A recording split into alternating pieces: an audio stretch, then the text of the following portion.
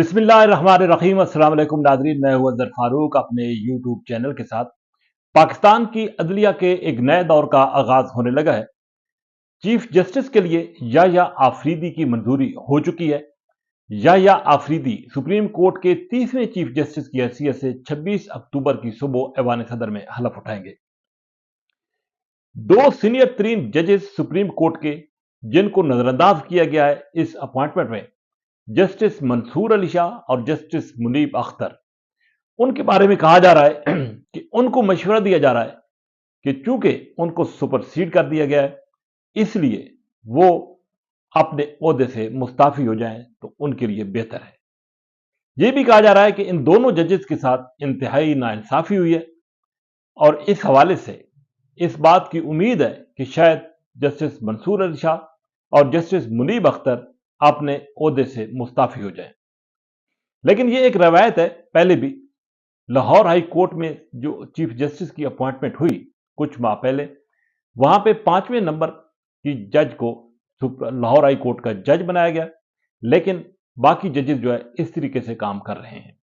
लेकिन अब यह कहा जा रहा है कि शायद सुप्रीम कोर्ट में इस तरह की कैफियत ना हो। Justice Yahya Afridi supreme court के 30वें चीफ जस्टिस होंगे। याह्या अफरीदी का किरदार इंतहाई मिसाली रहा है। अगरचे पिछले कुछ अरसे से सुप्रीम कोर्ट में ये तसव्वुर मिल रहा था कि वहां पर बड़ी तकसीम है, बड़ी तफरीक है, लेकिन जस्टिस याह्या आफरीदी ने किसी तौर पर भी अपने आप को मुतनाज़ा नहीं होने दिया।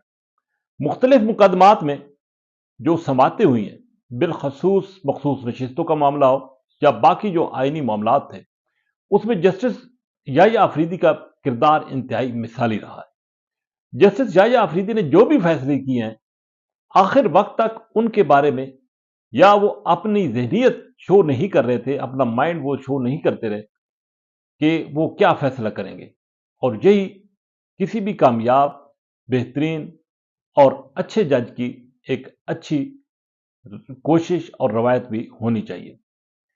तो जस्टिस याह्या आफरीदी इसी वजह से शायद वो कामयाब हुए हैं कि सुप्रीम कोर्ट के नए चीफ जस्टिस के लिए इनकी अपॉइंटमेंट का फैसला किया गया है।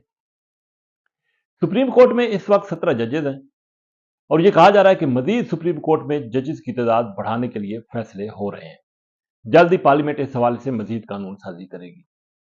बहरहाल एक बात तो तय है कि सुप्रीम कोर्ट में ये जो जस्टिस याह्या अफरीदी का फैसला हुआ है, उससे तकसीम का जो तस्सुर है वो तकरीबन खत्म हो जाएगा, क्योंकि इस वक्त सुप्रीम कोर्ट की जो 8 जजेस हैं जिन्होंने मखसूस नशिस्तों के हवाले से फैसला दिया था, उनके बारे में यह कहा जा रहा है कि शायद आने वाले दिनों में उनके लिए कुछ मसाइल सुप्रीम कोर्ट के अंदर पैदा हों। लेकिन चूंकि जब आईनी बेंच बन जाएगा, 5 जजेस उस बेंच के लिए अलग हो जाएंगे, तो फिर ऐसी कैफियत नहीं होगी। लेकिन मौजूदा फिर जो सुप्रीम कोर्ट होगी, उसके इख्तियारात वो नहीं होंगे जो कि माजी में होते थे। जब आईनी मुकदमात दूसरी अदालत में शिफ्ट होंगे, तो दीवानी, फौजदारी और मफाद आमा के जो केसेस हैं, वो ये सुप्रीम कोर्ट सुनेगी। इस बात में तो कोई शक नहीं है कि सुप्रीम कोर्ट पर बर्डन कम होगा, लेकिन यह भी हकीकत है कि ये जो हुकूमत ने फैसला किया 26वीं आईनी तरमीम की मंजूरी का, उस पर भी खासे एतराजात सामने आए। अगरचे पाकिस्तान तहरीक इंसाफ अब भी इस फैसले को तस्लीम करने को तैयार नहीं है, लेकिन दूसरी तरफ पाकिस्तान तहरीक इंसाफ इस सारे प्रोसेस का हिस्सा बन गई। ना सिर्फ सेनेट बल्कि कौमी असम्बली और फिर जो पार्लिमानी कमेटी तश्कील दी गई, उसमें भी पाकिस्तान तहरीक इंसाफ ने भरपूर नुमाइंदगी की। यह अलग बात है कि जब चीफ जस्टिस के अपॉइंटमेंट का मरहला आया, तो उस वक्त पाकिस्तान तहरीक इंसाफ ने खुद को अलग कर लिया और इस कमेटी का बायकाट किया। लेकिन इसके बावजूद 8-1 के तनासब से इस पार्लिमानी कमेटी ने जस्टिस याह्या अफरीदी की नामजदगी कर दी। यह अलग बात है कि जमीयत उलमा इस्लाम ने मुखालफत की और जमीयत उलमा इस्लाम का वोट जस्टिस मंसूर अली शाह के लिए था। जस्टिस मंसूर अली शाह भी सुप्रीम कोर्ट के इंतहाई काबिल तरीन जजेस में से एक थे, बल्कि हैं, और जस्टिस मंसूर अली शाह के फैसले माजी में इंतहाई मिसाली रहे।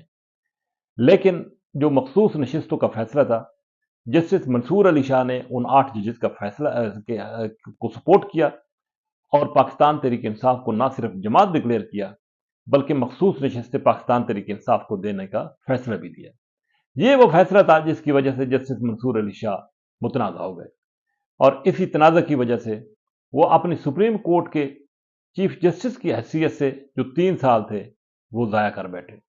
جسٹس منصور علی شاہ نے 3 سال کے لیے سپریم کورٹ کا چیف جسٹس بننا تھا۔ ان کے بعد جسٹس منیب اختر نے سپریم کورٹ کا چیف جسٹس بننا تھا۔ منیب اختر بھی اب فارغ ہو جائیں گے، کیونکہ سسٹم ایک ایسا بن گیا ہے کہ آئندہ جو بھی سپریم کورٹ کا چیف جسٹس بنے گا 3 ججز کا پینل آئے گا، اور اس پینل میں سے وہ سپریم کورٹ کے چیف جسٹس بنیں گے۔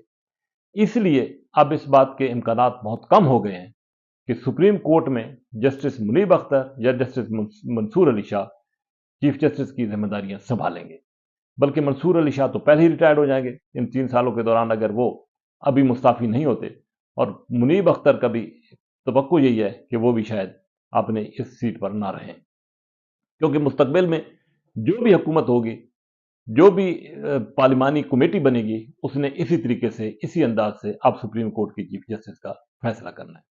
بہرحال جسٹس یحییٰ آفریدی کے لیے ایک بڑا موقع آ گیا کہ وہ سپریم کورٹ سے اس تصور کو ختم کریں کہ سپریم کورٹ کے اندر کوئی تقسیم ہے، یا مستقبل میں سپریم کورٹ کے اندر کوئی تقسیم مزید ہوگی، تاکہ سپریم کورٹ کا وقار بھی بلند ہو، سپریم کورٹ کی کارکردگی بھی بہتر ہو سکے، اور عوام کا اعتماد جو ہے وہ سپریم کورٹ پر مزید بڑھے۔ لیکن ایک بات تو طے ہے کہ حکومت نے جو عزائم اخذ کیے تھے، جو ٹارگٹ فکس کیے تھے، ان ٹارگٹس کو حکومت اچیو کرنے میں کامیاب ہوئی ہے۔ اس میں نہ صرف حکومت کا نہیں، بلکہ حکومت کے ساتھ بھرپور تعاون بھی تھا۔ اگر تعاون نہ ہوتا تو شاید حکومت یہ ٹارگٹ حاصل نہ کر پاتی، اور 25 اکتوبر کے بعد حکومت کے لیے مسائل زیادہ کھڑے ہو جاتے ہیں۔ بہرحال پارلیمنٹ نے اس موقع پر عدلیہ کو، اس بات میں تو کوئی شک نہیں ہے کہ مکمل طور پر کنٹرول کیا ہے، اور اب عدلیہ کی جتنی بھی اپوائنٹمنٹ اس طرح کی ہوں گی وہ اب پارلیمنٹ کی محتاج ہوگی۔ دوسری جو اہم ترین معاملہ ہے وہ جوڈیشل کمیشن کے پاس ایک ایسا اختیار بھی آ گیا ہے کہ کسی ہائی کورٹ کا جج اگر کوئی متنازع فیصلہ کرتا ہے، یا اس کی کارکردگی ٹھیک نہیں ہوتی، یا اس پر کوئی بڑا الزام آ جاتا ہے، تو اس کو برطرف کیا جا سکے گا۔ پہلے طریقہ کار مختلف تھا، اور اب یہ ایک مختلف طریقہ کار متعارف کرا دیا گیا ہے، جس کے پاکستان کی عدلیہ کے حوالے سے اہم اثرات جو ہے وہ مستقبل میں مرتب ہو سکتے ہیں۔ اب تیسری چیف جسٹس کی حیثیت سے جسٹس یحییٰ آفریدی جب حلف اٹھائیں گے تو دیکھیں گے کہ وہ کس انداز سے اپنے اس ہاؤس کو آگے چلاتے ہیں۔ لیکن ایک شگون نیک یہ ہے کہ جسٹس یحییٰ آفریدی کی اپوائنٹمنٹ کے ساتھ ہی، ان کی نامزدگی کے ساتھ ہی، ان کو مبارکبادیں مختلف جج صاحبان نے دی ہیں، ان کے چیمبر میں جا کر ان سے ملاقاتیں کی ہیں، اور انہوں نے مبارکبادیں وصول بھی کی ہیں۔ تو اس سے وہ تصور ختم ہو گیا ہے کہ شاید جسٹس یحییٰ آفریدی سپریم کورٹ کی چیف جسٹس کی حیثیت سے یہ ذمہ داریاں سنبھالنے سے معذوری ظاہر کر دیں۔ اب ایک بات تو کلیئر ہو گئی ہے کہ جسٹس یحییٰ آفریدی سپریم کورٹ کے نئے چیف جسٹس کی ذمہ داریاں سنبھالنے جا رہے ہیں۔ جسٹس قاضی فائز عیسیٰ 25 اکتوبر کو ریٹائر ہو رہے ہیں، اور اس طریقے سے یہ ایک خوشائند ہے کہ جسٹس فائز عیسیٰ کو بھی فل کورٹ ریفرنس کے ذریعے بھرپور انداز سے ان کے شایان شان طریقے سے فارغ کرنے کی جو آخری کوششیں ہیں وہ شروع ہو چکی ہیں، انتظامات شروع ہو چکے ہیں۔ بہرحال ایک بڑا امتحان اب جسٹس یحییٰ آفریدی کے لیے 25 اکتوبر کے بعد شروع ہو جائے گا۔ اسی کے ساتھ اجازت، اللہ حافظ۔